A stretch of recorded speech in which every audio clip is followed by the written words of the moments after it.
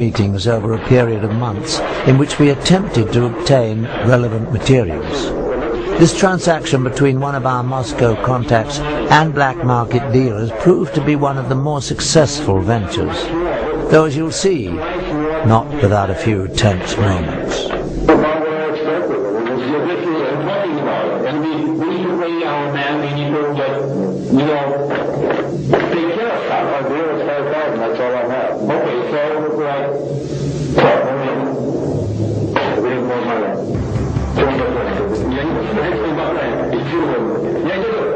We need more money, okay? Like we can get, okay, let's do that. Like you want 5,000, that's okay, and the rest you can do like tomorrow, the next day, like whatever. 5,000 is a deal. That's it. I can't do that. This is that. So okay, so okay, come on, let's talk. Hey, run up. Finally safe from the black market dealers, within some of these documents we found corroboration for the most valuable piece of information related to us by the ex-KGB agents.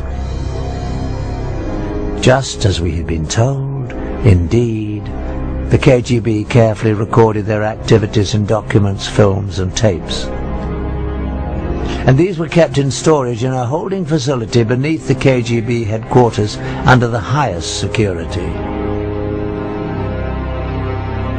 These were probably the most sensitive records possessed by the agency, for they would illuminate in graphic detail the most intimate activities of the KGB and possibly the connection to the Illuminati. The documents we purchased from the black market dealers represented a major breakthrough. They not only confirmed that more revealing KGB materials existed, they also told us where they were kept. Again, we went to our black market sources, now armed with this new knowledge. We believe that with the demise of the KGB, most of the safeguards protecting its records would be gone. Someone out there must have the knowledge and access to be able to supply them to us for a price. Over the course of the next 5 months, we employed our sources to try to obtain specifically these top-secret records of the KGB. This transaction between one of our Moscow contacts, an interpreter and a local black market dealer yielded astonishing results. The location of this meeting is a textile factory in the Zakoniki district of Moscow. This is the office of the Russian entrepreneur who owns the plant and uses it for both legitimate and illegal business. After introductions and some initial small talk, the dealer is asked whether the KGB materials are on the premises.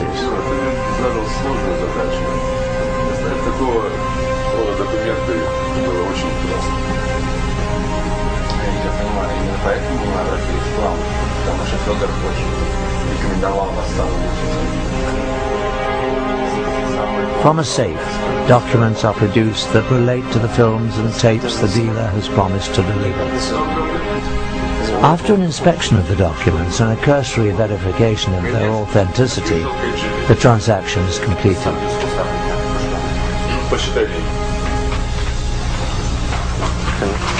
Okay, well thank you. Спасибо. Пожалуйста. Nice to meet you. Дмитрий Сергеевич, спасибо за вашу работу. Money changes hands, and the tense group is led to another office where the films and tapes are said to be stored.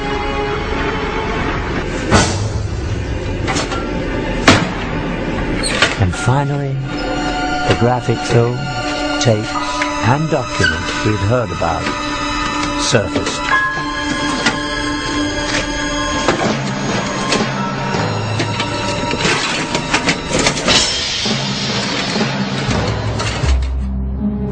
In a startling revelation within the classified documents we obtain, we find proof that the Illuminati infiltrated the Soviet Union and the KGB. These communiques between two high-level KGB agents actually refer to the original illuminated one, Adam Weishaupt, by name. They go on to allude to a connection with two past rulers of Russia, Joseph Stalin and Nikita Khrushchev. Our mission to place agents within the walls of the Vatican is a goal that the founder Weishaupt talked about 200 years ago. It is something that has been attempted through the years by both Stalin and Khrushchev with no success, but I believe we can finally do it this time. What's more, in the lab our investigators made an alarming discovery. A magnified view reveals that an unnoticeable dot, the period at the end of the final sentence on the page, is actually a seal. It is the unfinished pyramid with an iron triangle above it.